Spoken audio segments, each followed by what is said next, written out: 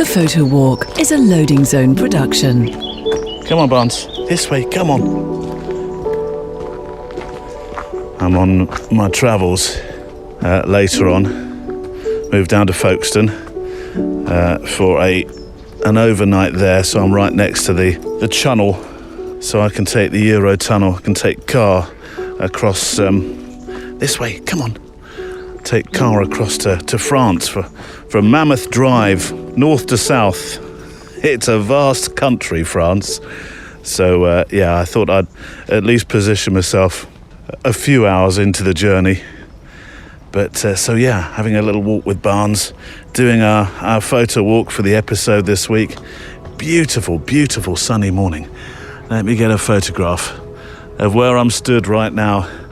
Shaded one side, and then the path in front of me opens up with this just wonderful streams of sunshine. F4, 1500 shutter, little sketchbook image. Even Barney's waiting for that. Are you admiring the view? Are you? Come on. The foreword.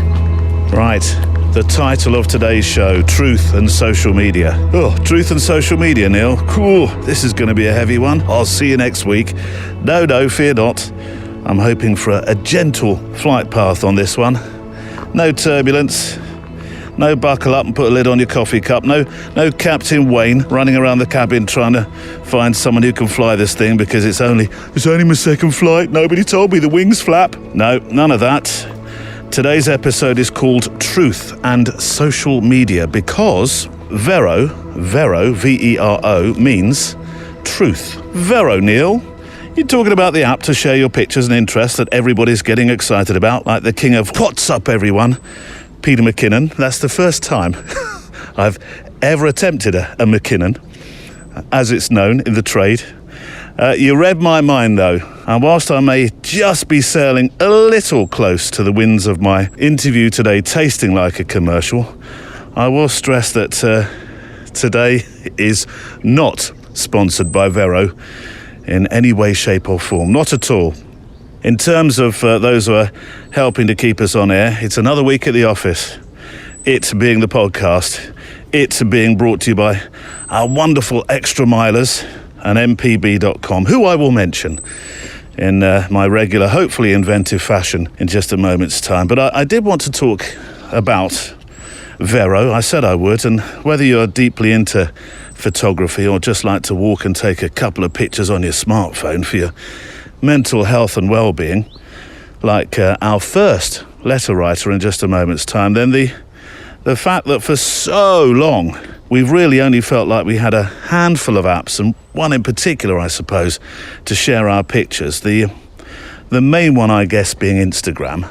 I know people will have different thoughts on that, but I think if we did a straw poll, Instagram would probably come out on top. Well, I thought it was about time we had a chinwag about Vero, and no better man to talk to than the CEO, if you like, the pilot in command and co-founder, Ayman Hariri. Now, there's a YouTube film that's on the show page today for episode 336 at photowalk.show, so you can reference what I'm about to say. It's a film that's, it's about, is it 5 years old now, if I've done my maths correctly, that has the hashtag Escape the Algorithm. It's about the Vero app, which some people say is the alternative now to Insta. Now, where you sit on this, I don't know, and this isn't a show where I want to bash Insta. It has its place. We use it. Admittedly, I'm not the most prolific poster, but I do know it, although I don't have a clue how it works under the hood. I have as much chance understanding the app as when I take car to the garage and a mechanic comes to tell me something that the computer's shown. Have you ever noticed, by the way, car mechanics, they don't breathe in, they can only ever breathe out. It's something very peculiar and particular to car mechanics. Oh, mate, this is gonna cost you. Family of gnomes has moved into your big end. Oh, is that serious? Well, 500 quid's worth is serious, I'd say. Anyway, Insta, you next time you go to the mechanic, you tell me I'm not speaking the truth. Insta, and understanding it. There's this thing that drives it called the algorithm, who people with foreheads much larger than my own seem to understand, but I haven't got a clue. I hear more and more photographers moot their dissatisfaction with and about the algorithm and the advertising in particular that's on the platform. For instance, when I was writing these notes for the foreword today, I loaded the Photowalk profile, then I started to scroll, and it went ad, post, ad, post, ad, post, ad, and then an invite to look at the Instagrid, which featured top story, I'm not kidding you here, a dog chasing a hose pipe. Just the stuff I love to watch. Most of what I saw, I didn't choose to follow, and those that I did came like, I don't know, the number 330 bus that we were talking about a couple of weeks ago, in 2s and 3s all at once. Now, I follow 240 profiles, so I'm not sure why I don't get to see more of, well, you know where this is going. Look, as I say, I like Instagram. And this isn't a Let's Bash Instagram show, but in that we talk about making pictures, and I like to, I link to plenty of Insta profiles on the show page. Perhaps this new kid in class, meaning Vero, who've actually been around for a decade or so, perhaps they're beginning to gain a bit of interesting attention, and it's the quiet kids that you have to be careful of, isn't it, after all? So, in that I want you to know what's making Vero work under the hood, I've invited somebody on to talk about it today between my walking and your letters. Somebody who does breathe out as well as in. The co-founder and CEO of Vero, Ayman Hariri. Today on the Photowalk. It's a social app. It's an app where you can be social with people that care about the same things you care about. Yeah. So my advice to people is you need to get out of the mindset of a lean back approach, which is you post and you lean back. And we've gotten used to a little bit of the emperor's clothes. We don't know what follows, comments, likes, our content on these other platforms. On Vero, we don't have bots. We're not doing any of that stuff because we want you to own that experience and enjoy even the few comments that you get and know that it's coming from a real person. Stories of life told by photographers, and today those stories come from Ayman Hariri on Vero. Deanna Deitman on finding what you've been photographing actually makes a book after many, many years of making pictures of something you had no idea was special. Sean Tucker on better smartphone pictures. Simon Baxter on the beauty of woodland and quiet. And you. It's a unique, special kind of podcast made from the letters you send in and the thoughts you have about making pictures, whatever and whoever you make them for. Whether you're a full-time pro or someone who simply wants to collect life in whatever box you carry. Be that a large plate camera with bellows and wonderful wooden heritage tripod, something you can plant down like a big flag that says, "Nobody move, I'm a photographer, and life's just got very serious." Neil, you don't do that, do you? Wow, I've had my moments. Or a latest miracle mirrorless wonder, or a smartphone, because as you'll find out today, smartphones often come to the rescue for those moments you think, oh, why did I leave that camera at home? Now, this is a show about how making and taking pictures has you feel, what it does for us and others around us. In the mailbag today, we play What's in the Box in a moment. We talk also about the wonder of walking in a mental health capacity, the language of photography, why beginning this thing later on in life can be an advantage. Well, I have one particular success story about a photographer I'd never heard of before, so that's what I count as success. A story in, well, I think our first letter from Taiwan, and some citizen journalism with sobering thoughts. It's light and shade today. So, shall we walk? Checklist out. Coffee and Garibaldi's packed. Check. Boots on. Laced. Check. Passport as we're travelling everywhere around the globe today. Check. Spare batteries. Check. Memory cards or spare film. Check. Earbuds in. Check. Lens caps off. Let's walk. Usually, Sabarkalot is on a long lead which is attached by a carabiner to my camera bag. It's not the best situation because we often end up getting tied up in each other, but it works pretty well.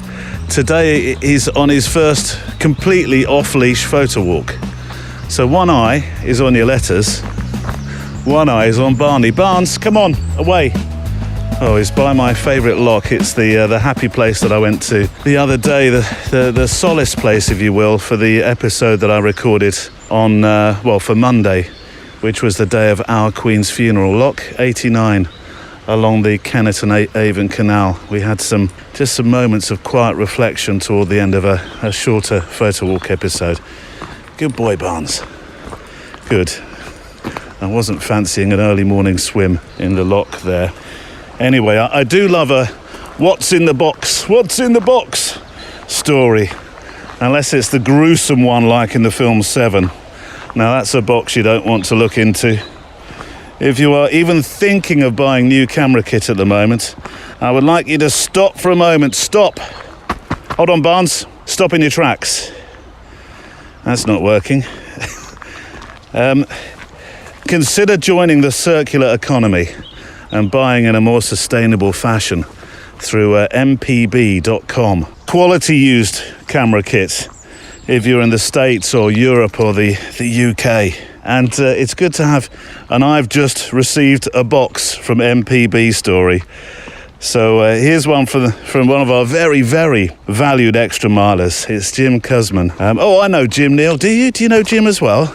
We meet him every month without fail. Jim turns up in our extra mile monthly Zoom that we have with all our patrons, and it's always a pleasure to see you in there, Jim.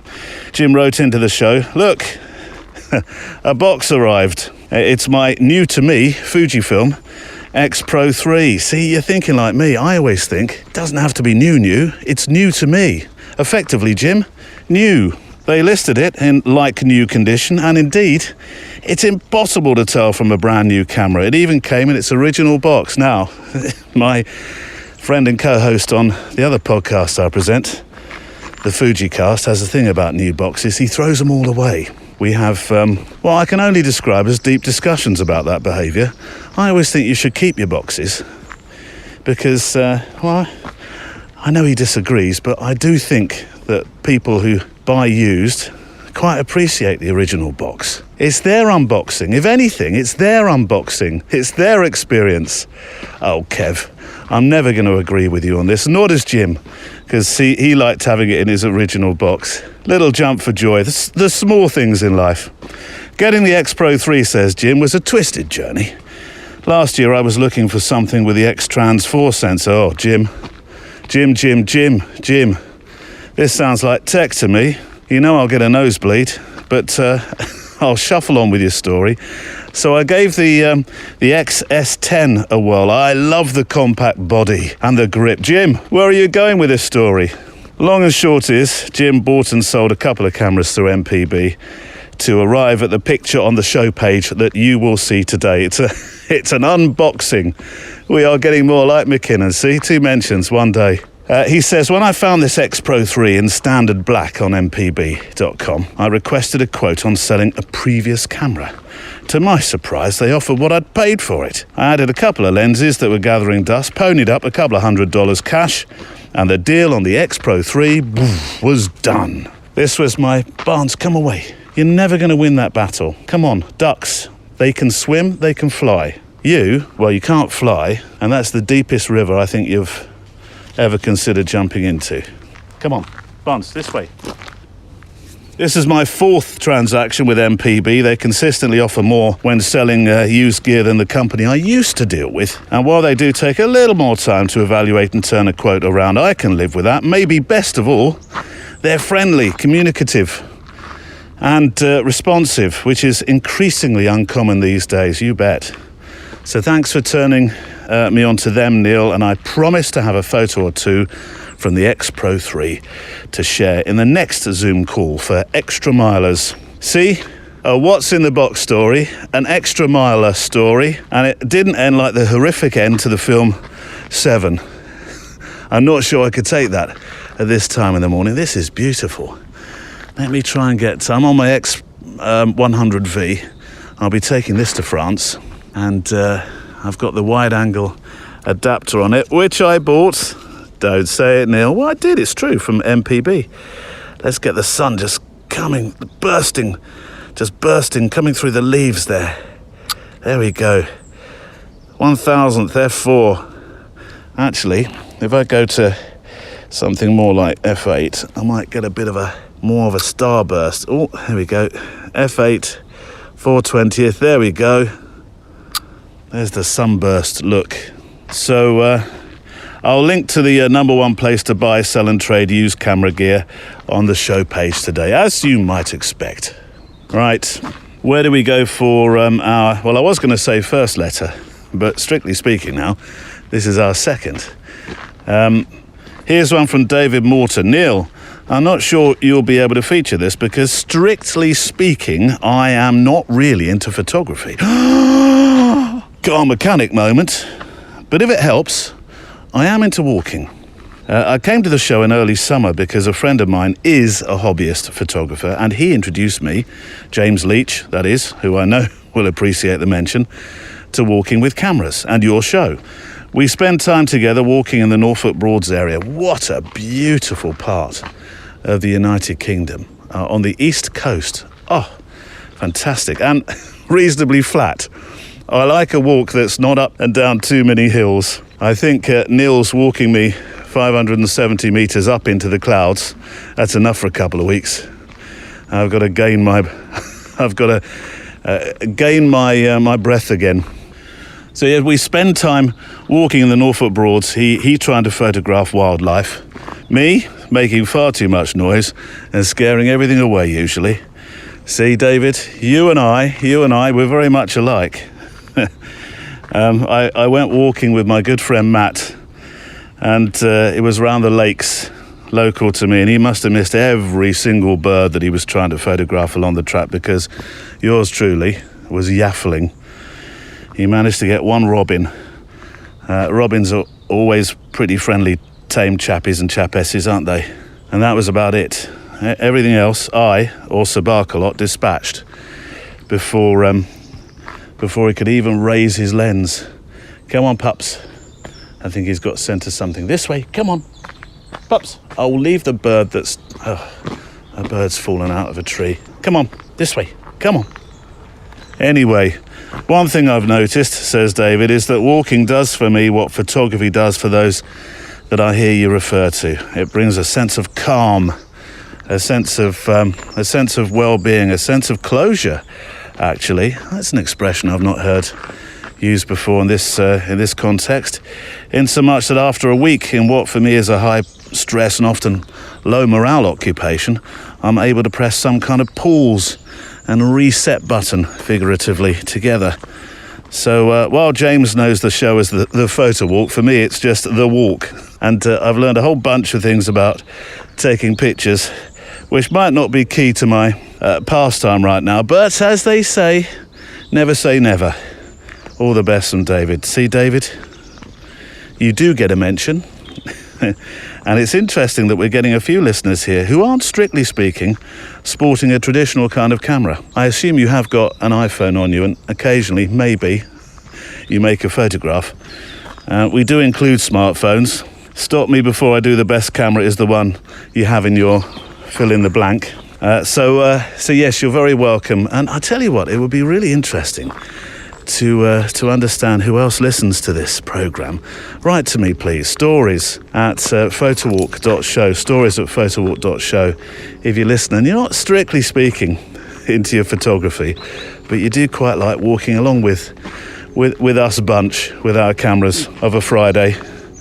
Let's break for some inspiration, shall we? For extra milers like Jim, who you heard a moment ago, midweek we have a replay show on our Patreon only channel, which is where where I get to play back interviews unplugged, like I call it a reference library of inspiration.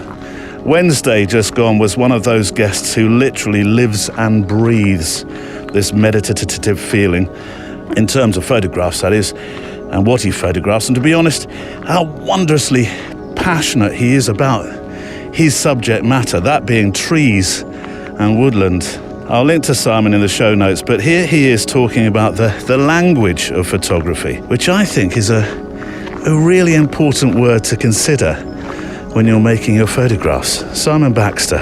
Ever since I made, going back to that image of the spooky tree in the pine plantation, and the photograph is called Afraid of Time. Yeah. I explain why it's called Afraid of Time in the book, and I've explained it in a video before as well, actually. But that's what started these kind of cursory references to time and a kind of fascination with it. You know, like I say, referring to oak trees as observers of time. You know, the feeling of that time collects when you're in woodland. I was speaking to my friend Joe Cornish, and I was sort of explaining this and my kind of fascination with time. And then we started to sort of think about words rather than collect, because he's very keen on language. And the words that we use around photography are very, very important to him. So he hates words like snap and take. Yes. So a slightly kind of softer word than collect is gather. So yeah, I just like that. And like I said, the things that have happened and what trees have been witnessed to through time, and the fact that we're gathering moments in time as photographers, that's the kind of idea behind it. That was Simon Baxter. And to Extra Milers, I hope you enjoyed the unplugged visit to our conversation during the week over on the Patreon channel. Barney's getting a bit brave today. He's going for some of the deep waters. Oh, you right down there, Barnes? Watch out for the crocs. Do you know, I wonder if you do live in countries that have crocs and gators, that you have to think about that sort of thing with your dogs. Do you? I'm thinking, oh, he's gone down again. I don't know whether you can hear him. Go on, Barnes, in you go. Go on. I turn a bit cockney when I talk to Barnes. I don't know why. Here we go. Apples and pears, in you go. Come on, up you come. Go. Oh, you're stuck. Oh, no, you're stuck. You're stuck, pups. Oh, I've got to go down now and try and... He's got his... Hang on a moment. Let me put you down. What are you doing? Yes, I know. I'd be angry about that as well. Come here. Look, yes. Yeah. I'm trying to read letters. Have some decorum. Hold on. Come here. Come here. Oh, you're filthy now. You have just qualified for a shower. Well done. Oh, he's having a mad moment now. Anyway, where were we? Are you being the entertainment? You're being the class clown? No doubt about that.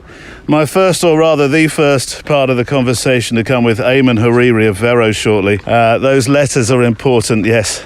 Here's a letter with some pictures that you'll find on the show page today from Eric Snyder. Neil, a while back you read an email from me on one of your podcasts. I really appreciated your encouraging words. I'd mentioned that age 52, I was a novice, and you said this could be a new beginning for me, which meant a lot. And I meant it. I do. Well, I like to think, actually, Eric, that anything up to 50 is known as good practice. It's the practice arena. And then after that, you really excel. That's my story. I'm sticking with it. Take Harry Bernstein. Harry who, Neil? Published writer, 96. That's who. Oh, yeah, that Harry. See? Very impressive, Neil. But give me a photographer. Well, I will. And by the way, this is where I love serendipity, because I was just about to look up an example to pop it on me notes here to tell you about when Eric, my good friend, Giles Penfound, photographer and photographic almanac, I might add now, gave me a call. And I said, Giles, I'm just popping down some notes here about people that have been successful in their or close to 50s. Can you give me a photographer? Straight away he came back with an answer. He came back with somebody I'll link to on the show page called Mike Disfarmer. Mike who, Neil? Although I realised my other listener, you knew, didn't you? Oh, yes. Mike Disfarmer. I'd not heard of Mike, so I did have to do some research, and this is what I came up with. Born Mike Meyer in Indiana, he moved to Arkansas in his 30s during the time of the Great War. Roughly a decade later, he opened up a photography studio, and then he changed his surname, and everything started to happen. He was in his 50s when he changed his surname to Disfarmer. He lived alone in his photography studio. Some people said he was rather eccentric, and he lived there until his death in 1959, making portraits of everyday people in rural Arkansas. He's stark, and they are very stark, in a stylised way, but they're straightforward, very simple pictures. Realist photographs, they're also described as. They were rediscovered in the 1970s and later came to be regarded as works of art. To cut a long story short, these are pictures that are historically very, very important and exchange hands for 4-figure, sometimes 5-figure sums. And if you want a book, well, a book will cost you a small fortune, $300 plus. I found some for even more than that. So Mike Disfarmer. There we go, there's a name for you. Anyway, back to Eric's letter. Taking photos is still really fun for me, and I'm constantly working on trying to take interest in good photographs. I enjoy following photographers on YouTube such as Grainy Days, 1 Month 2 Cameras, Note to Self here, Neil. Remember to put links up for those on the show page today. I will, good. And here are some photographs I made on my Canon AE1. I've popped them on the show page, and I've titled them A Study of American Life, and they really are. It's I can really see your photography sort of blossoming and blooming. It's a documentary of life, your pictures. You're not afraid of dark, low-key buildings with just the glow of the diner light. Oh, I love those sort of American life pictures. Or simple shapes such as the thrift store picture. I thought that was really clever. Nice, very simple composition. Perfect.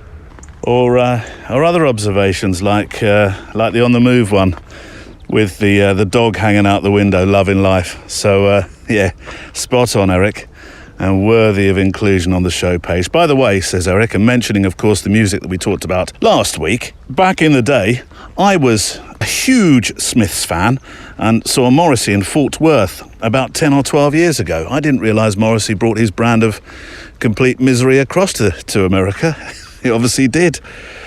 Over the years, I've tried to move away from the misery, but I've still got a few favourites on Louder Than Bombs. Louder Than Bombs, by the way, is an album title from the Smiths. Oh, look, Barnes. That's why I can't let you off the lead here, because we've got cattle. I'm not sure you would win that battle. Come on, come away, good boy. If you don't know the Smiths, by the way, that'll mean nothing to you, but Eric from Dallas and Texas land, as we say, I'm hearing this charming man in my ears right now. I really am. So, some inspiration then. I think it needs to come from Deanna Dykeman, who I spoke to in episode 199. I was doing some simple maths here. Because I was thinking 199, that seems like ages ago, and it was 137 episodes ago. That's a lifetime. She made a book called Leaving and Waving. Let me read the thoughts behind the book from her website, which I will link to on the show page. For 27 years, I took photographs as I waved goodbye and drove away from visiting my parents at their home in Sioux City. I started in 1991 with a quick snapshot, and I continued taking photographs with each departure made. I never set out to make the series. I just took these photographs as a way to deal with the sadness of leaving my parents' home. And so there we go. Now, I know Deanna's situation is slightly different. She's a photographer that found this project many, many years later. But I don't know. I mean, the decisions that we make and things that happen to us later on in life, I just think maybe am I transferring here? Is that the right expression? But I don't know. I just think the serendipity of finding stuff, like hobbies, like making pictures, like recording audio, like releasing the book that's just been waiting there for your entire life. I think all those things, they come with maturity. And so I think what we have, Eric, we can call this safely a mature project, one that found itself years later. And here's a super part of the story that she told me, Deanna, that is, in episode 199. A not too shabby sum of money made its way into Deanna's account, and a project was born. Now this is a book that won't cost you $300. This is a book that you should definitely have in your library, Leaving and Waving. Deanna Dykeman. In 2008, I got a grant, a fellowship, the United States Artists Fellowship. Okay. It was $50,000. Wow. So it was a lot of money. Yeah. And I had to think of ways to use that money, Oh my gosh. So I asked people, well, what do you think I should do? What would you do? And lots of people said, well, make a book. Yeah. So I said, okay, I'll make a book. And I started going through the pictures of my parents that I had taken for years and years. I had notebooks full of negatives, and I just kept looking through them all and trying to organize them into a book, and I couldn't figure out what to do. And somehow, in sorting through all that material, I saw the consistency of those goodbyes.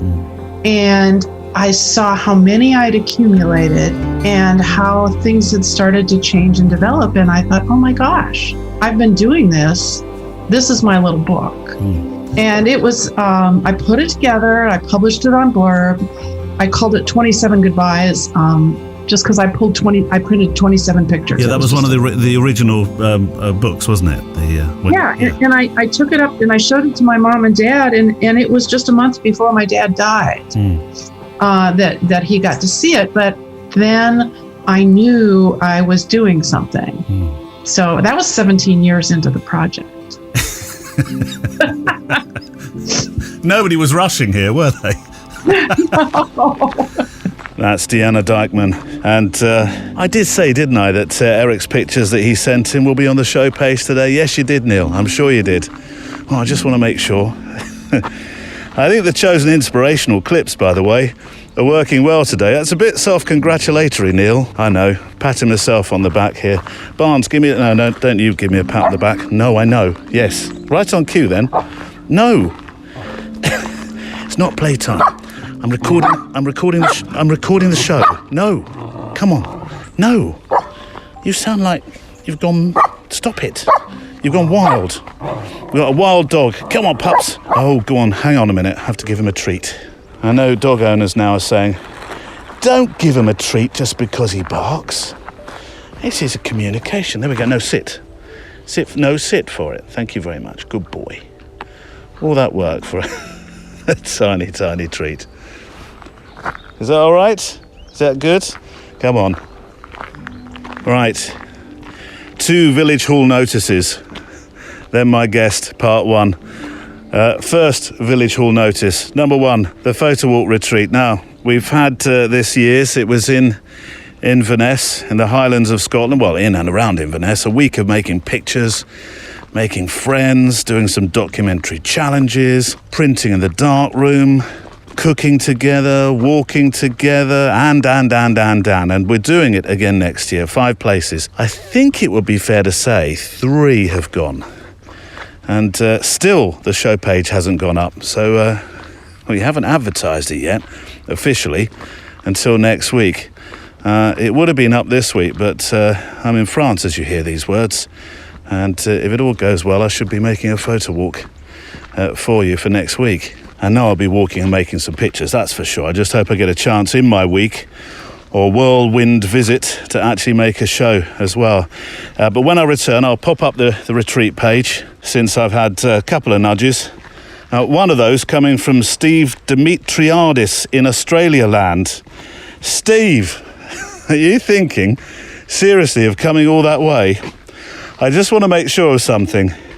The Inverness that it's in is the one in the Scottish Highlands, not Inverness in rural Livingstone, Queensland, in northeast Australia, with a population just shy of 500 people. I just want to make sure that the Inverness you've been hearing is the one you're expecting. I did a quick check on As the Crow Flies, and they are 9,753.607, because that's important, miles apart, just to be precise. But if you want a date for your diary, I want to reserve a space across email. And if you've been before, by the way, you can come again. I'll start doing doing long service medals made out of Leica dots or something. You arrive Sunday 10th of September. We've extended it by 1 day this time. Arrive Sunday 10th of September. We officially start on the Monday, and you leave Saturday 16th, 1 week later. Brekkie, and evening meal included, we had the most amazing haggis meal. Haggis, Neil? What's haggis? Don't make me go through that again. You can listen to the episode.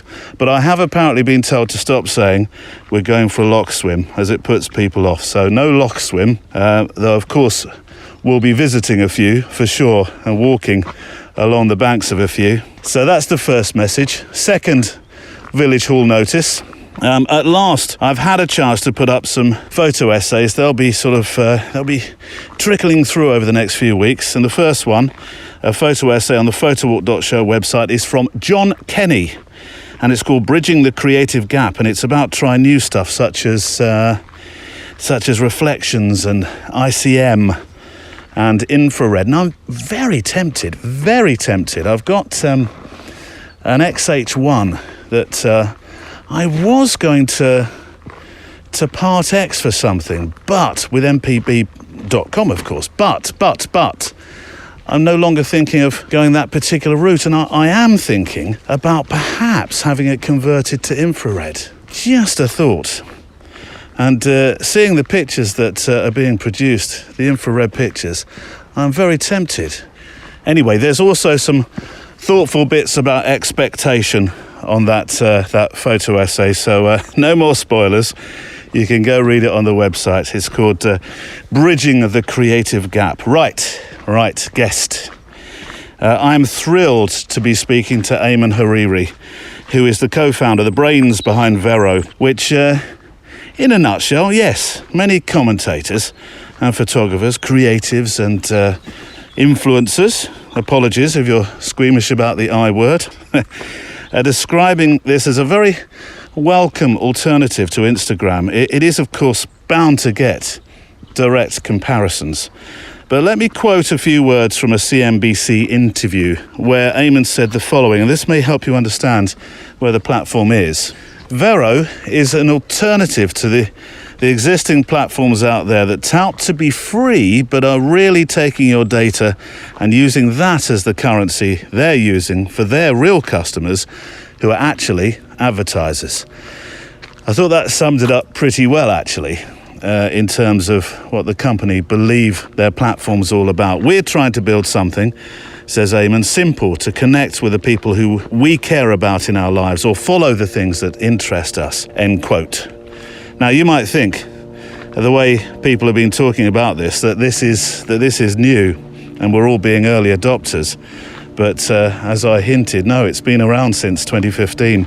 Though it's fair to say, and it does feel new to many, mainly due to the language being used and perhaps the dissatisfaction in the community with the way that Instagram has been operating, the way that they've changed. I mean, it's their platform; they can do as they wish. But certainly, you'll have heard the conversations going on in the photography world at how it's about stories or it's about movies, films. It's not so much about the photography anymore, and the advertising and so on and so forth. Anyways, this is part one of my conversation today with Ayman Hariri. Ad-free, algorithm-free, no data mining, chronological feed. This all sounds very familiar, and I would have said it was in response to Instagram's quite distinct changes over the last couple of months, or 2022 in particular. But for the fact, Ayman, that Vero has been around longer than that, what was the original purpose? Was it to be an alternative to Insta? I've got to ask that out of the traps, really. I think if you are at any time, it's a good question. I think at any time when you're building something as the negative of something else, you're sort of stuck looking at other people rather than building something for yourself. That was never the thought. We were actually inspired by Instagram. Instagram was a very simple app that you could only post a picture, a post. Yeah. There was no video. And they had gone with the square, as much as to my dismay as somebody who likes to take photographs, wasn't too much into the whole only a square, but you had to respect them for the simplicity that they were going after. But Instagram or any other app, we felt like there was more to be done where the user is put first. If you recall, the difficulty people had setting up their privacy settings or things like that. We wanted to make an alternative that was easier to use, that was serving the user, make them feel that they are entering an app that is useful to them and inspiring to them. That was really the most important part for us, is how to build that kind of an app. And in those early days, Vero just went wild, didn't it? But there were all sorts of sign-on problems, etc., sort of those early teething problems, because I don't think you quite expected the engagement that you got, did you? I would imagine that some pretty well-known names getting excited about your platform has tested the network's abilities once again now. Absolutely. In those days, we didn't expect to become #1 app in the world. I mean, I don't think anybody expects that. For the most part, certainly I'll speak for myself. For the most part of the team, this is our first app. Yeah. So I don't think anybody, I mean, you dream about it, but you don't expect it to happen all of a sudden. And somebody asked me, like, what was the biggest lesson that you learned from those days? And for me, yes, there are lots of technical learnings, on how to do things and how to do things better. But the most important thing I learned was not to limit being optimistic. I know as much as we were built, I believed that I'm an optimistic person, but it seems that I wasn't thinking optimistically enough. And that's the biggest lesson that I've learned. And I'm doing my best. Nobody is perfect. We all learn from our experiences. I'm doing my best to be as optimistic as I possibly can in the future and be ready for it. Well, there must have been a wry smile as you've watched quite a few influencers get excited about Vero. One particular member of the photographic community, which is a name you'll be very familiar with now, is Peter McKinnon. And of course, he's been championing the whole Vero platform of late, hasn't he? He has. I mean, Pete has become a friend recently. Yeah. I'm sort of, the hairs on the back of my neck just stood up, even thinking that or being able to say that. It's a big deal for me, because all throughout Corona, I got back into photography because I needed an outlet of some sort. We couldn't travel anymore. I was living in Saudi Arabia and you couldn't actually leave the country. Yeah. So I needed a creative outlet. I needed a way to up my game in even using Zoom. And I fell on Pete's YouTube channel and I learned so much from him. And I got really inspired from the things that he was teaching. And I got to meet him a few months ago, and he took a look at the app and signed up and posted a few things. And he called me up and said, Eamon, I haven't felt like this in a long time online. Like, people are genuine and having genuine responses to what I'm posting, what I'm sharing. And we got into talking about that and what it's taken over the last many years that we've been building this, a better part of 9 years now. Yeah. And I told him it's a team effort. It isn't from one thing. It isn't from a feature. It's the way we behave as a team. We're trying to be real with people. We reach out to people when we see them doing something that isn't right or is upsetting other people. We don't just come down on them like a sledgehammer. We try to explain, and we try to be human as much as possible through this digital age and through the digital tools that we have at our disposal. And so next thing I know, he's made a video about how he feels about the app, and he told me it's coming out. And so I called up my teammates and let them know and said something big is coming, get ready. Yeah. And so, touch wood, we've been able to be up to the task, which we're really proud of. And even more proud is seeing all this incredible creativity being shared on our platform that we've been building for all of you. I'm glad you mentioned real people and authenticity as well, because at the moment, particularly in the UK, we have a few ongoing cases and a few things going on with regard to how Instagram, or the rather negative sides of not just Instagram, because it's unfair just to say Instagram, but some of the social channels and bullying, self-harm, all the other things that happen through those channels that of course we don't want our children to see. Is there a mechanism in place at Vero to deal with that? So first of all, these things exist in the real world. Yeah. And I don't think it's possible for an app to remove those things from our lives. And I think the moment you look at things in that way, you start to think more practically on how you can be a positive force in helping to avoid those things in our lives. We absolutely work on ways to moderate help users, let us know when things are not right. When we see things that are not right, we get involved. And there are more and more tools that are being added or at our disposal to be able to do that more efficiently and at scale. But the idea of bullying, that exists in the real world. It exists, and we as people manage that very, very well. I think now that, especially maybe when I was a kid, it was less in people's, the forefront of people's concerns as parents, etc. And the system didn't really help. Well, home was a safe place, wasn't it? You didn't take it home with you, and now it follows. Exactly. Now it follows you home. Absolutely, and I think, technology can't replace parents and people's lives. No. I'm a father of 3 kids, and what I try to do with them, and I'm certainly not preaching or anything, we all have to do things in different ways. We all have our day jobs and things that distract us from being able to be with our kids at all times. But I think on the one hand, being aware of what, anyone that you're responsible for is using, and having an open dialogue about it and letting them be able to come to you and tell you is going to be stronger than any technology that's going to be out there. At the same time, we as a platform are responsible to moderate, to be there, to support our users. When we see something that isn't right, we get involved. The first 2 points I made, ad-free, algorithm-free, you can imagine the amount of people that their arms were up in the air. An absolute joy to hear those 2 expressions. But algorithms, how can those posting pictures post not just to their friends, but also to those who may be interested in what they have to offer creatively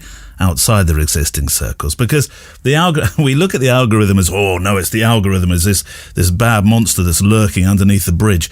But it's also one that we embrace at times as well. No, I agree with you. If we think about it, Google wouldn't work if there was no algorithm to show you what's the most relevant it believes of in what it is that you're searching for. So there's certainly looking at, and my background is computer science, so all we did was build any kind of software with algorithms. That's just how it works. The point is, though, that it's where you apply it. We don't apply an algorithm to your feed because that's what you've decided to follow. That's what you build and what you decide goes into it. When you start applying an algorithm there, it's for other reasons. It's for keeping your attention, because what if you've run out of content? How can we keep you on there longer, et cetera, et cetera? And so the ad-free part, that's where that comes in. As a business model, we didn't build this company, this service on top of a business model that is ad-based, which in other words is attention-based. We need your attention. We would need your attention as much as possible if we're doing ads. But when you're doing a subscription-based model, which at the time that I said subscription-based model, people were throwing their arms up in the air for other reasons. Yeah, it can't work. That doesn't work. Who wants to pay a subscription? And I believe that people more than ever are ready to pay a subscription as long as they know what they're getting. That the subscription needs to be low enough, of course. But at the same time, it's an honest relationship between customer, not just user, customer and service. Is there an idea yet, Eamon, on what that subscription will be, or is that very top secret? Right. There is, and I've always said it's about 2 cups of coffee a year. But at the same time, applying some mechanism, algorithmic or otherwise, that allows people to share their art and have others from outside of their circles be able to see it, that's something that we're working on. But our thinking process is one that is more in tune, I hope, I believe, with what's best for the people using the app and not what's best for us. Yeah. So we're here to serve the people that are using the app, not the other way around. In an ad-based, fully algorithmic model, all you're doing is you're on there powering the business model in order for things to be placed in front of you. Somebody ticks a box and says, okay, this has been seen by X number of people. You can now pay me for those ads. That's it. That's the difference between the two. If somebody joins Vero and, let's take our own platform, Eamon, because we've just joined. And the wonderful thing about talking to you at this point is we are on the the start of our adventure. And I know you're looking at me thinking, come on, Neil, how behind are you? You could have been on the start of this adventure quite a while ago. But Not at all. But here we are. It seems to be early adoption for us. And I think it is for a lot of people who have now found the app. Okay. But if they do want to build it, I'm trying to get an idea of how you do build an audience that isn't necessarily those that naturally follow you right from the start. So today, it is a bit of a manual process. Yeah. We have something that's coming out over the next several weeks. It'll start in different versions. We want to get it out there as soon as possible for people to be able to find each other more easily. Yeah. But certainly, if you have a very niche interest, then hashtags is probably the easiest way for you to grow. The traditional way, as we knew it. It's a traditional way. And the good news is the hashtags are also completely chronological. So the way to look at this is it's a social app. It's an app where you can be social with people that care about the same things you care about. Yeah. So my advice to people is you need to get out of the mindset of a lean back approach, which is you post and you lean back. And we've gotten used to a little bit of the emperor's clothes. We don't know what follows, comments, likes our content on these other platforms. On Vero, we don't have bots. We're not doing any of that stuff. No. Because we want you to own that experience and enjoy even the few comments that you get and know that it's coming from a real person. Yeah. We even go out of our way to allow people to be verified. Don't ask them to be celebrities to do so, because when you see that tick, you know that somebody's gone through a process. A human being has sent an email, has responded to something, has sent some information. And so when you see that, you know, you get the comfort of knowing you're dealing with another person, even if it's one as opposed to 50. Well, my son was very excited, Eamon, when he saw verified next to us. He's writing you an email. He's writing you an email at this moment. Look, Fantastic. Look out for it. And he really is writing his email. He is.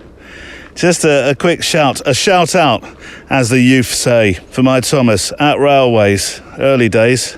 Very proud of him. He's doing a lot of stuff in black and white, I've noticed. He's experimenting, which is good. So, Eamon coming up for part 2 shortly. And you know what's really exciting in all this? I think we're right at the start of, I know we are right at the start of our journey with Vero. With, as I looked at it, when I wrote the notes, 46 followers at Photowalk on Vero. My good friend Mally is already accelerated to 580 Brazilian or something. It's incredible. Mally Davis doing very well on the platform. But it's not just about numbers. I keep reminding myself with Eamon's voice in my ear. It's about connections. It's about friendship. It's all those things, and we'll discuss it more in just a short while. It feels like a launch day for me. It really does. Just a quick recap on that quote, by the way. You need to get out of that lean back approach. That's what Eamon said. Posting and leaning back. It was the quote we used right at the start, wasn't it? And I think that's the nugget I'm taking with me about Vero. That invite to connect in the more traditional sense once again. Anyway, part two coming shortly. Right, send your pictures and your stories to stories@photowalk.show. You drive this walk with your pictures, 2,000 pixels wide if you can make it, please. Otherwise, I will resize for you. And of course, if you're sending out of your smartphones, then just best quality will suffice for that. But send your stories, send your thoughts about photography, what this means to you. I tell you what, it would be interesting as well, because we had a letter right at the start, didn't we? Which was from somebody who doesn't necessarily take the pictures. His friend does that. He does the walking, and that's fine too.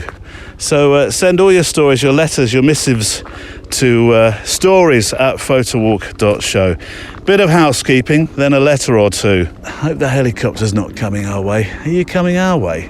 We were enjoying some peace and quiet here, myself and Barnes. It's going towards the racecourse, I think. I think we have an event on at the Newbury Racecourse, which usually means helicopter taxis for 9 o'clock. Taxi! Doesn't quite work that way, does it? So a bit of housekeeping, then a letter or two. My thanks to the extra milers, those who go the extra Photowalk mile to support this show. Thank you. For the price of a cup of high street coffee or roll of HP5 black and white film a month, or you can now go on an annual basis as well. You are, quite frankly and honestly, you really are the engine room that drives this show, and without you and your growing support, honestly, there would be no Photowalk. So if you wish to become an extra miler and support the show, just go to photowalk.show, our website, click the orange button that says support the show, and then enjoy the extra weekend diary episode called The Extra Mile, my personal diary of thoughts about making pictures. Then, of course, during the week we have Replay, which is that unplugged interview show that delves back into our archive. And then plus once a month we meet on Zoom. And we share pictures and just talk about pictures for an hour and a half. Right, letters. I think I can honestly say, hand on heart, this is our first letter from Taiwan. It's from Gilbert Shi. I've been thinking a lot, he says, and finally sat down to write to you. Well, I was waiting for that letter. What took you so long? Firstly, like everybody else, I want to thank you for the wonderful show, the brilliant Photowalk podcast idea that's become a part of my daily life. I also enjoy the more recent assignment program very much, and I can't wait for the ideas that come up. On that front, by the way, thank you for the assignment pictures that you are sending in. They are trickling into the shows now after a manic summer. So do keep sending them in, and they will make their way to the relevant show pages. I'm an enthusiast from Taiwan, and I wonder if you get other mails from people who live in this tiny island. No, I think is the answer. No. I'm properly self-taught, grew up with a few people to share this passion, but sometimes it can get a bit lonely, and that's why I feel particularly grateful to this lovely podcast. You're very generous, thank you, and Sean Tucker. Both of you have been inspirational in my journey from day one. See, I was starting to get a bit English. I was about to go into self-derogatory mode with all the kindness. I don't wear those comments easily as an Englishman, and you're very kind. But Sean, as ever, Sean's mention has saved the day. I especially like how yours and Sean's content encouraged me to keep creating a sort of inside-out approach. Oh, I like that.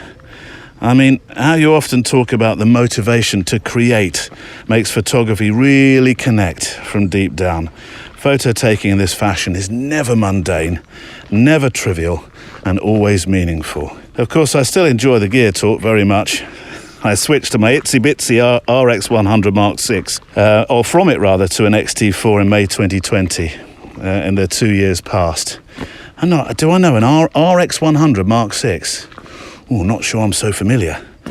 I'm still enjoying its companionship. Oh, see, that's another word I love when it's joined with the word camera. A companion. It's a companion. It is. And when I purchased the camera, I vowed not to let this become dusty on the shelf. As a result, I carry it with me whenever and wherever I go. It's become a habit I'm proud of, and you should be as well.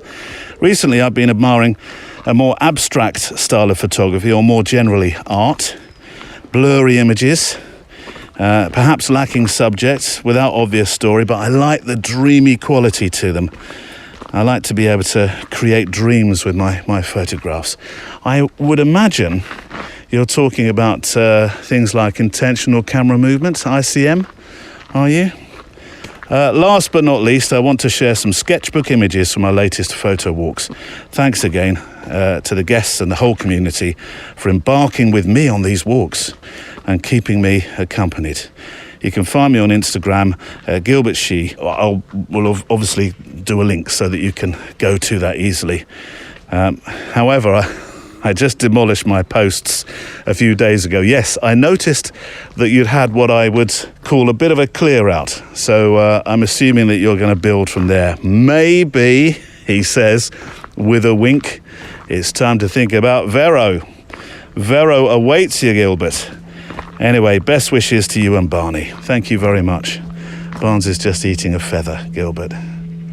Come on, Barn, this way. Don't eat that. There's a plate of... The prize is the chicken at home. Not that. Grim. Anyway, Gilbert, thank you. Sadly, though, I couldn't download those pictures. I don't know why. I mean, you did send them just a short while ago, so perhaps there was a dated download on them. It didn't say, but perhaps that's been the case. If you wouldn't mind sending them back through, then I will share. iCloud, by the way, is not the... I don't find that, even as a Mac man, I don't find that the easiest way to download your pictures. So other methods preferable, please. But yes, please send them through. I'd love to share them, but I will put a link to your Instagram today. And since you mention him, let's take a moment to take on board some inspiration from our friend Sean Tucker. And this is from his latest film, actually, which I'll embed on the show page today. It's a film called Getting Better Photographs from Your Phone Camera. And he does reference a print, which of course will make a lot of sense if you go to today's show page. You know, my phone, and it's not even the latest iPhone model, is a good 3, nearly 4 years behind the latest, and I constantly get reminded to upgrade from my service provider.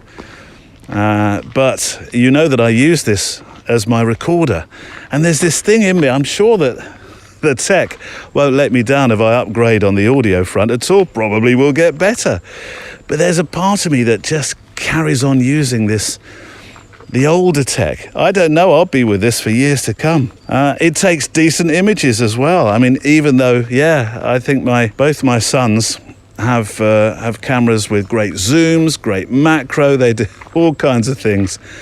They can't make calls, but they do make great pictures. But still, I stay with this. It makes decent images, as I say. And I think Sean's film, which I'm about to play you the opening audio excerpt of, is compelling reason to have that phone with you, because you can always make that picture. The other day I took a drive down the road, just a few miles to the farm shop to go pick up some stuff that I needed, and I made the rookie mistake of leaving my camera at home. And I think the reason I did that is because when I left the house, the light was so flat and dull and it was overcast, it just looked really uninteresting, and I very rarely take photos in that kind of flat, dull light. However, as I pulled into the car park, the cloud had dropped and started to thin into mist, and there was a break in the clouds, and the sun came streaming through this kind of misty background, backlighting these 3 beautiful trees just by the entrance of the farm shop. And in a moment, I cursed myself for leaving my camera at home, and just as quickly realized that I had a camera with me, my phone. So I took it out of my pocket and took a shot.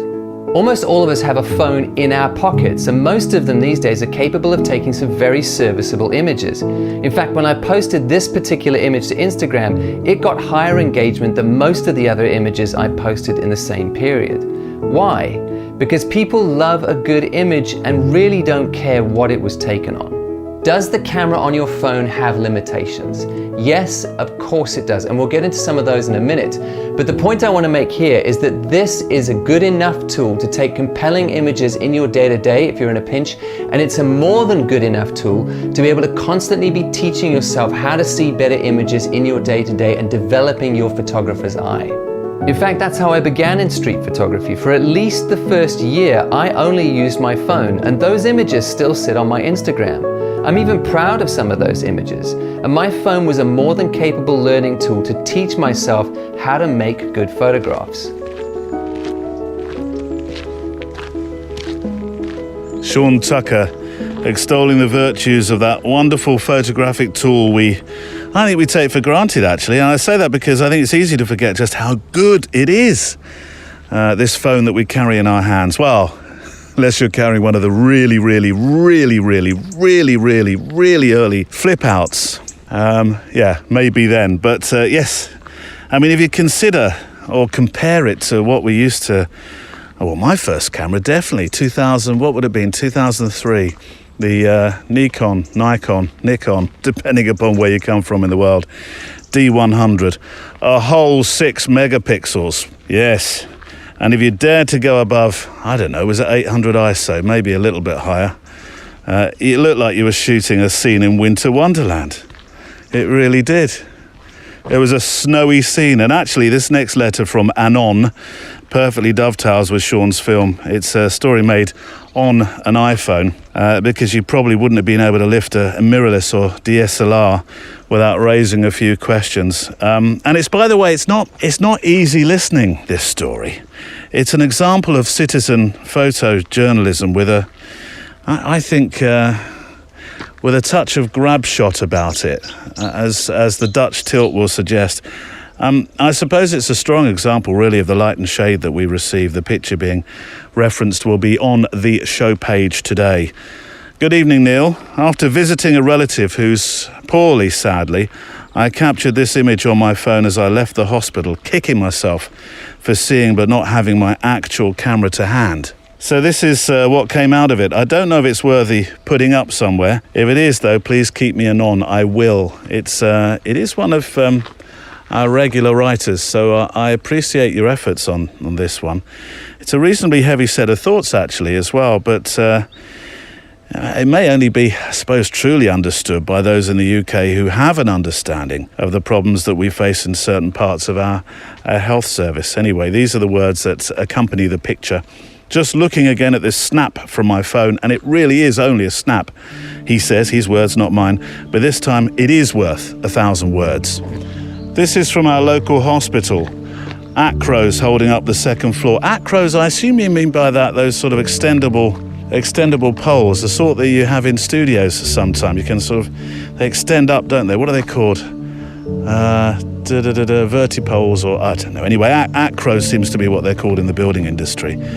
A cruel reminder of the state of our health system, he says. Foam and safety tape abound, subconsciously telling us not to be so stupid and bump into them or injure ourselves, ? Handrails attached to the existing handrails.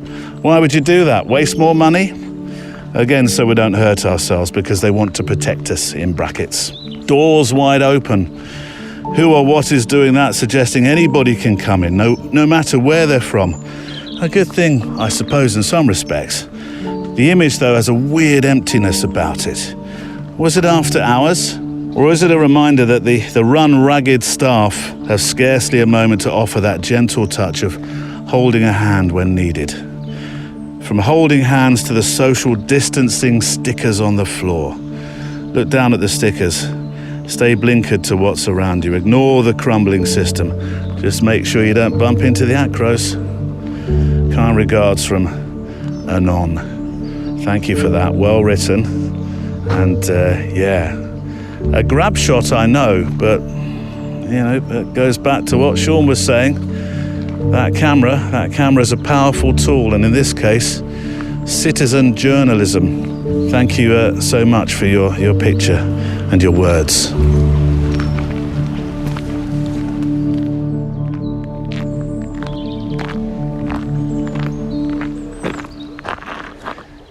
You know how you can tune out of things sometimes? Quite often, is what Sam would say if she were talking about me. Tune out. You are the reigning champion of tune out.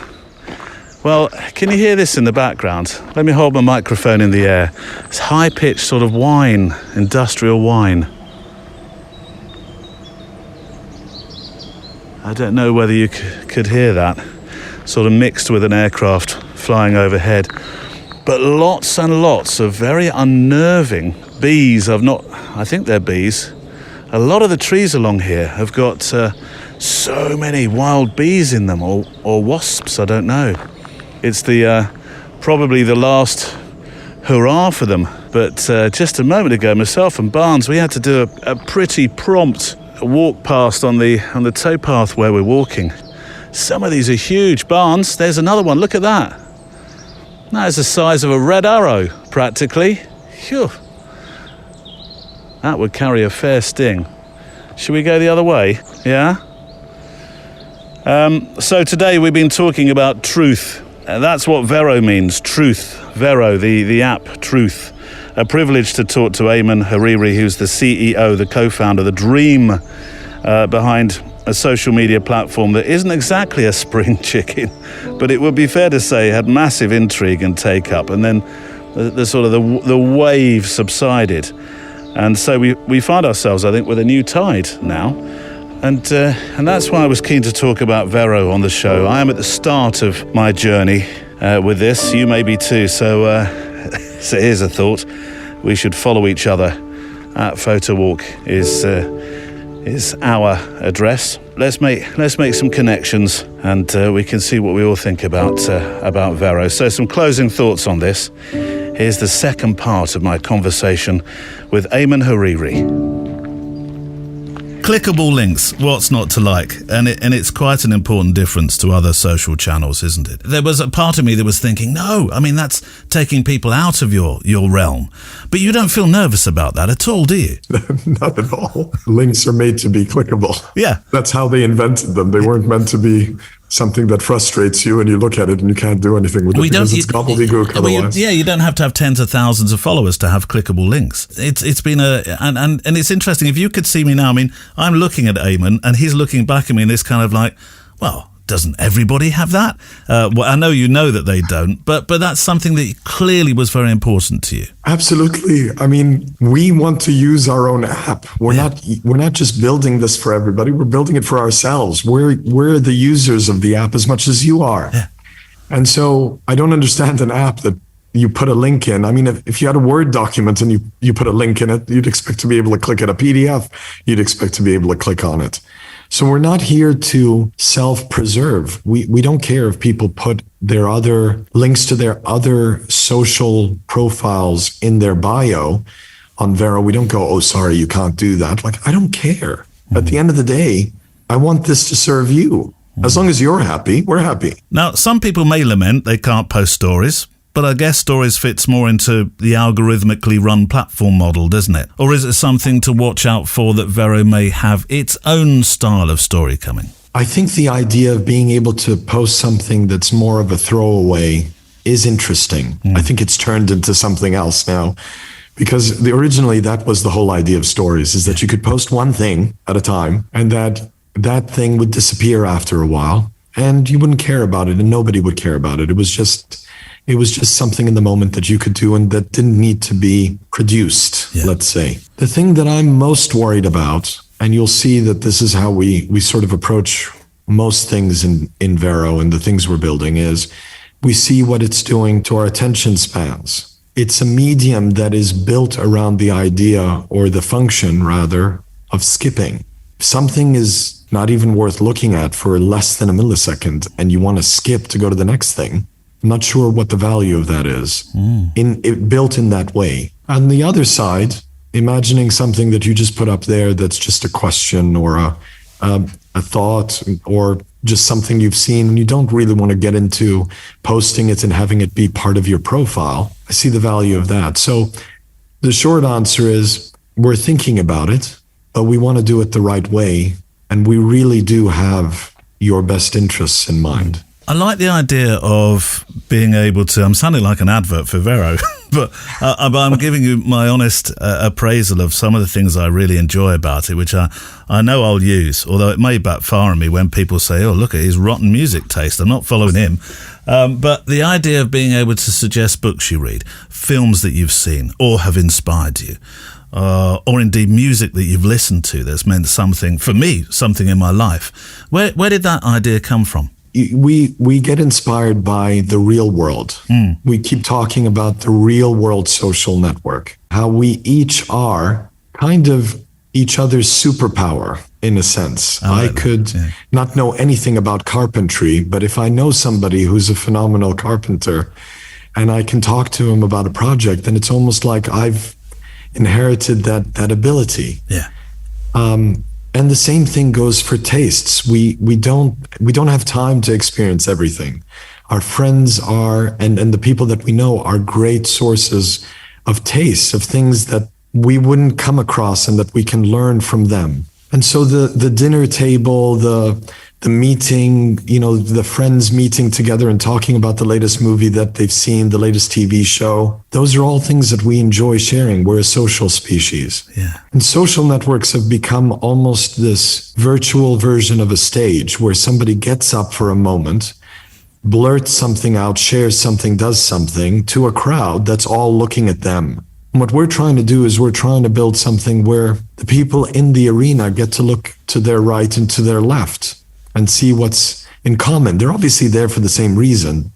The reason in this case is we're a social species. We like connecting with each other. Yeah. We need each other and we complement each other. And so why not extend the conversation beyond just something you have to maybe feel the pressure of having to make yourself?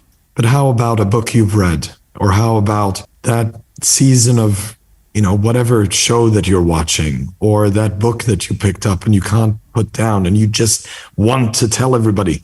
That want is very much what makes us human, and we want to power that. There's now a desktop version. I do a lot of my things on desktop. Can I do everything on the desktop that I can do on the app?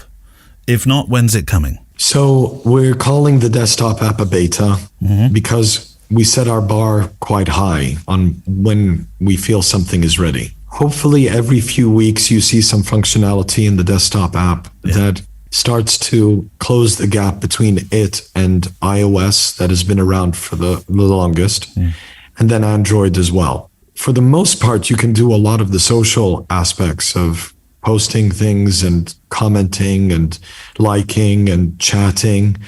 But we don't have calls just yet on desktop, but that's coming soon. Yeah. And there are certain post types that'll be out soon on desktop, like games. So I think it's what's been really encouraging is seeing how excited people are at the fact that we actually have a downloadable desktop app and a real iPad app. But this stuff takes time, and we're a small team. We don't have thousands of developers. We have tens, probably about 35 now, and that's not a lot for all the things that we're taking on. Absolutely. It's not an excuse. We have a job to do, but it is the reason.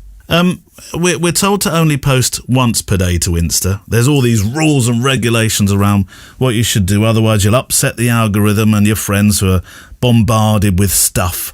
But what would your advice be here? Because I know in the past I've thought, I've got a couple of pictures to put up, and then before you know it, it's upsetting people. What about Vero? I think we all know how to deal with our friends and people around us. I mean, I'm a Metallica fan. So one of the, from time to time, I'll just listen to all the songs that don't have lyrics, that are just, just the instrumental songs. And I'll just go through them and I'll be in such a mood. It'll just get me so hyped up that I'll post every song as I'm listening to them. And the same thing will go for Pearl Jam from time to time, etc. I think it's okay to do that from time to time. Yeah. There's nothing going on in the app that looks at you and goes, well, we're going to have to mute this guy, or we're going to have to, hide his posts or anything. Yeah. That's up to people. We actually built a cool feature into the app because we ended up following some really amazing photographers or people who have great musical taste or not great, don't have great photography. But what you can do is you can go into a profile and you can actually filter out the posts you don't like of somebody. And it's sort of the equivalent of the real world of in one ear, out the other. So we do, I'm telling you, as human beings, we manage so much interaction in our lives in a very normal, scalable, and natural way. Yeah. The more we think about that, the more we leave it up to people to take control of this stuff, the better. So, Neil, post to your heart's content. It's got nothing to do with us. If your friends get upset, they'll let you know, and you can decide to ignore them or do exactly what they ask you to do. And if you don't, they have the control to sort of put you on mute for a bit. Yeah. You have actually alluded to a few features to watch out for, which I'm looking forward to. I'm going to ask for one, a podcasts link in the bar. Sure. That is something. That is something we want to do. Absolutely. It is on our list. Look, it is on our list. I can't tell you when that'll be ready, but it is on our list. I think, people like to share podcasts just like they like to share their latest TV shows, and that is something that we should do and we want to do. One last question. I know Vero isn't the only thing that's in your life, apart from Metallica, obviously, as well. You must be, I suppose, pinching yourself at the moment a little bit because it's suddenly all happening again, isn't it? What do you think when you wake up in the morning? Yeah, I actually, so I do have other things in my life. I do have a few other things that I do. Then I have, and the most important thing that I do is I'm a father of 3 wonderful children, and I have my family, my wife. It's actually my 19th anniversary today. Whoa. And well, congratulations. Thank you. But I don't have anything after them that's more important than Vero. It's what I spend my every waking hour and probably in my dreams thinking about and working on. And what's happening right now, it's a dream come true, Neil. It's impossible to put into words how we feel. We've been doing this for the last 9 years, and people are reaching out to me every day. And the whole team, whenever they can get there, whenever they can figure out who's on the team, to thank them for what is it that we're doing. What more can one ask for in life but to build something that's meaningful to people that they haven't even met across the planet? And my thanks today to Ayman Hariri. For links to him and the other photographers that you've heard from or about today, their social and their websites, and of course the reference films, we mentioned a few today, go to today's show page, which is episode 336 on photowalk.show, or follow the link in the podcast player app that will also take you there. The extra mile, as I said, has moved to Sundays now, so I'll indeed have a few extra miles under my belt, as I'll have driven 9 hours, 15 minutes, I'm told, 570-ish miles from Calais to Montflancan in the south of France. I'm sure I might have a few things to share. Our play-out song today is from Age of the Bear. It's a bright and, well, thought-provoking number this week, going with the flow, really, and it's very appropriate when you consider the words. The opening ones being, I spend my day scrolling down my feed online, and all I find is my friends doing well. One's playing shows to thousands, one's travelling the world. You get the idea. That thing about posturing, the thing about the inexorable search for likes and approval and needing more of it. Feed me Seymour, feeding the algorithm, you might call it. Now, I'm not suggesting that any one app has the answer to this, but if apps like Vero might start to buck the trend or change course by turning this boat's head into and through the wind, then that's not a bad thing. And you feel that perhaps others might recognise the course change as well. It's, I suppose it's all a work in progress, really, isn't it? I'd be really pleased to receive your thoughts on this one particularly. Send them your thoughts to stories@photowalk.show, the same address, of course, if you'd like to send us some thoughts about your walks as well. And Facebook, I haven't mentioned you this week, our amazing Facebook group, which is there if you want to join the community. It's a safe place. It's a busy one on the train tracks today. There we go. All heading off to Londinium. Pinstripe Express. So it is. Yes, so Facebook, yes, if you want to join our Facebook group, you can. We have a page, we have a group. And the group is, I like to think, a safe place where you can share your pictures and tell your stories. This week's postscript to the show is a thought about observation, ergo the truth. And it comes from Elliot Erwitt, who said, photography is an art of observation. It has little to do with the things you see and everything to do with the way you see them. I spend my day scrolling down my feed online, and all the finds, all my friends are doing well. One's playing shows to thousands, one's traveling the world, while I'm wondering how far I fell. I'd like to ask the ghost of time, is it worth a second try? Will I rise above the clouds, or just get lost within the skies? Well, comparison and prediction will only tie me to the ground, so I'll try to stop from sinking further down.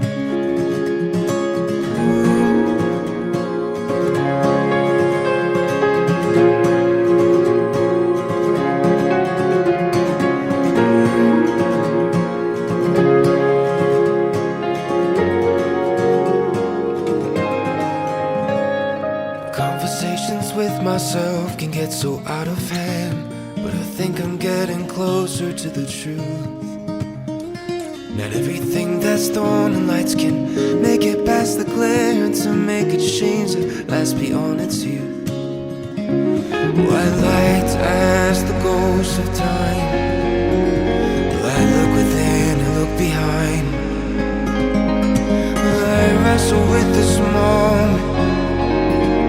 Let it wash me in its tide. When it seems that my resistance to the flow just slows me down, so I'll go the way it wants me to for now.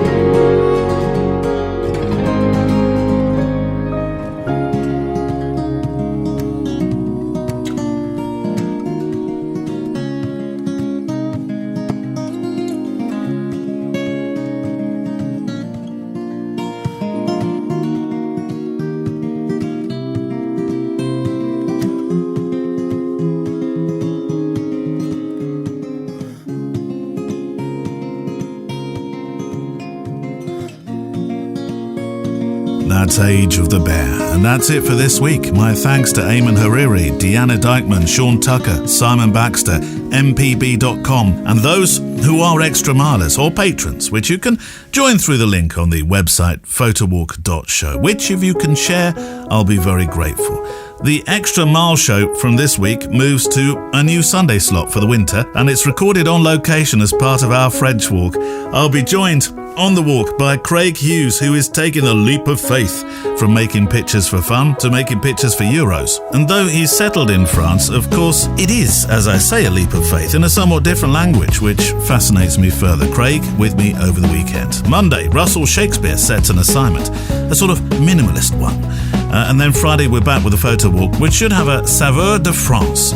Links and further research to what you've heard will be on the show page. Today, you will find a handy link in your podcast player app to music from the wonderful artslist.io. And my thanks to Neil Ford for understanding how things really do work under the hood, technically. Emily Renier for your eyes in the Facebook group, and Andrea Gilpin for making sure Instagram and Vero is engaging. I look forward to photographing with you, hearing from you and talking with you next time. The Photo Walk is a Loading Zone production.